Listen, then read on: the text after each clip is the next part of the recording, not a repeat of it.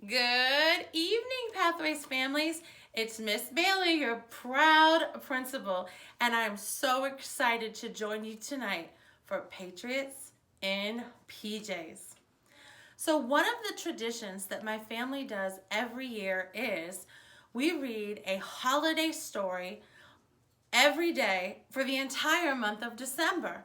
So I'm grateful that tonight you're able to join my family as we read a holiday favorite for us, Mooseltoe. Mooseltoe is written by Margie Palatini.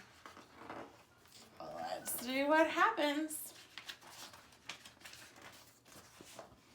'Twas the season, and Moose was merry. He joyfully tickled the ivories with a tuneful of tidings and a flurry of fa-la-las. He was so full of ho-ho-hos, even his mustache had holiday spirit. Oh, look at his hot chocolate.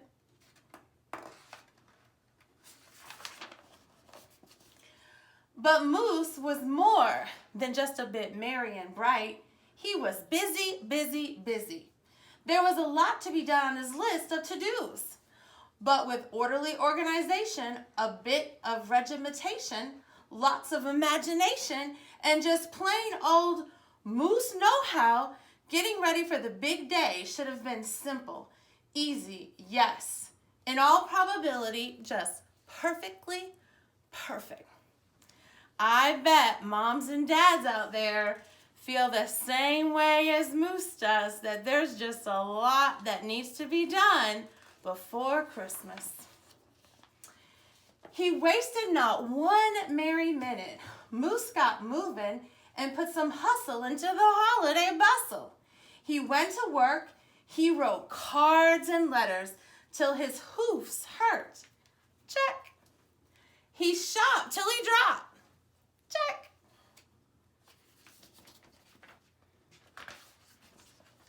He hauled home boxes and bags and presents galore. Moose had gifts for everyone stacked from ceiling to floor.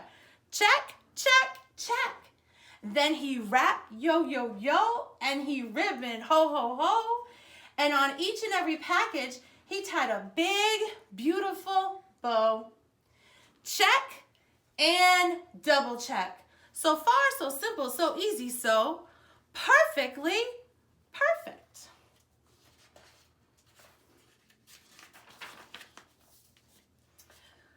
Another look at the list, and Moose headed for the kitchen. What do you think he's gonna do in the kitchen? Let's see. He pulled out the pots, the pans, and the bowls. He sifted through the stacks and racks of cookbooks. He whisked with his left, spooned with his right, and yep, you guessed it, Moose baked tons of tins of cookies. Check! That is one of our favorite family traditions as well, is to bake Christmas cookies. Is it yours? Dozens of cakes, breads, and sweets. Check, check, check. He made jellies, sticky jams. Moose roasted a goose and some chestnuts. He toasted marshmallows and yams. Check, check, check. Triple check. Yes, yes, so simple, so easy. But of course, so perfectly perfect.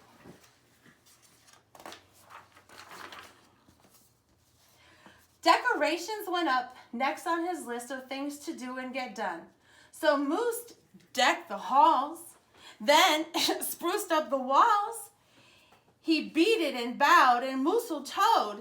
He gathered garlands, he roped wreaths, and he jingled bells, sang Noels. Oh, good golly, this Moose was jolly. Check, check, check, check, check, check, check. He's a happy Moose. Last but not least, he hung all the stockings, each and every one with special care. And just in time, too. Soon Santa would be there. Check and final check. Yes-sirree, getting ready for Christmas was an absolute snap. And so simple, so easy, And if he did say so himself, Moose thought totally, utterly, completely, Patriots, perfectly perfect.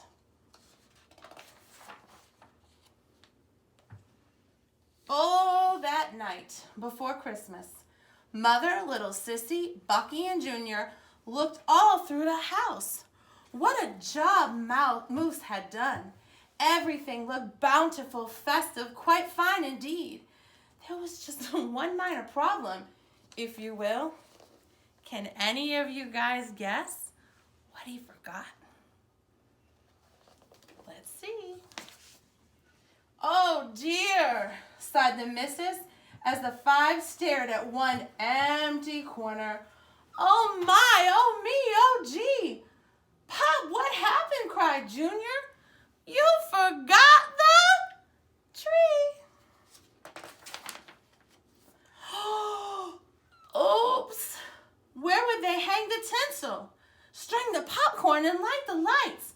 Where would Santa leave his gift for the kiddos on Christmas Eve night? So Moose pulled on his galoshes and put on his hat. He would find a tree somewhere, somehow, and that's all. That was to that.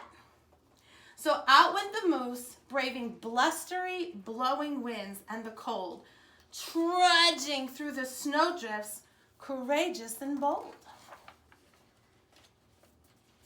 Moose first hoofed it down to the corner, not a tree to be had.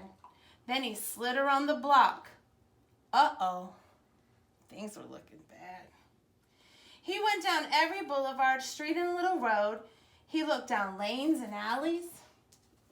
Every tree had been sold. There wasn't a branch, not a twig, not even one lousy bolus bough hanging around. Nope, nada, nothing. Not a tree to be found. What's he gonna do, guys? That seems like quite a big problem the day before Christmas. No tree, sighed a sad Moose as he came home empty-handed that snowy eve. The kids tried to make the best of it, they said. Oh, so who needs a tree? But Moose could plainly see they were short on the glee. He knew he had to do something, and that's when he did.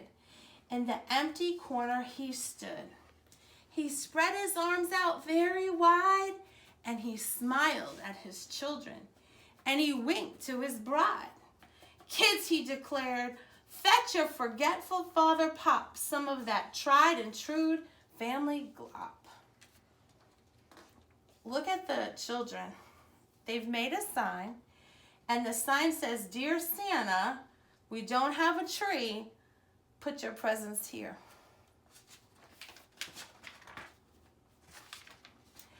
So back came the kids carrying a big pot of glue, and without a word to one another, they knew just what to do. They each took a part, grabbing strands, taking hold. Then carefully, oh so carefully, they glopped and they plopped and they pasted and they pressed. They curled and they twirled every which way a follicle could fathom, until Moose's magnificent moustache was indeed even more of a marvel to see. Oh, look at Moose. Moose was just a few needles shy of being an evergreen tree. They strung Moose with lights from his head to his toes and draped him with tinsel beginning right with his nose. They hung balls that were shiny and bells that twinkled, candy canes, berries, and plum sugar sprinkled. Then they all stood back and Junior plugged in his pop. Ooh, ah! Yes, Moose truly was one incredible sight. He was glorious and glorying, and oh boy, was he ever bright. What a great dad for figuring that out. Then Junior placed the star on top of Moose's head.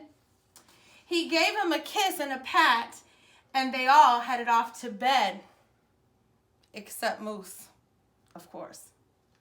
He stayed in the corner instead, still twinkling and blinking and waiting for Santa.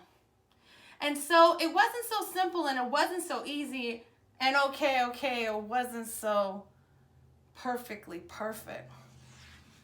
But do you know what? It was pretty close. And then you can see Santa saying, ho, ho, ho. What a fun story about Moose and his family. And I really enjoyed hearing about all of the traditions they did as a family. I wonder what your traditions are this holiday season. I'd like to share one last holiday tradition that my family does every year. And every year on Christmas Eve, we read The Night Before Christmas. So on Christmas Eve this year, you can come back and review this Patriots and PJs, and you can hear one more bonus story. And that is the teddy bears, The Night Before Christmas. Now, Patriots, if you know the story, join along with me.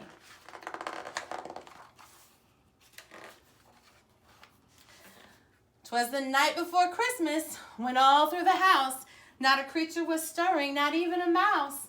The stockings were hung by the chimney with care, in hopes that St. Nicholas soon would be there.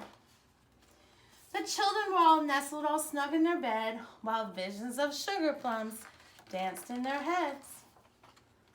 And Mama in her kerchief and I in my cap had just settled down for a long winter's nap.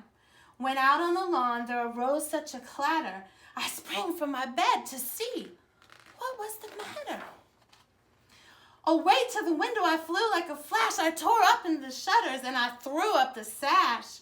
The moon on the breast of the new fallen snow gave the luster of midday to objects below. When what to my wondering eyes should appear but a miniature sleigh and 8 tiny reindeer. With a little old driver so lively and quick, I knew in a moment it must be Saint Nick. More rapid than eagles, his coursers they came, and he whistled and he shouted and he called them by name. Now Dasher, now Dancer, now Prancer and Vixen, on Comet, on Cupid, on Donner and Blitzen, to the top of the porch, to the top of the wall. Now dash away, dash away all.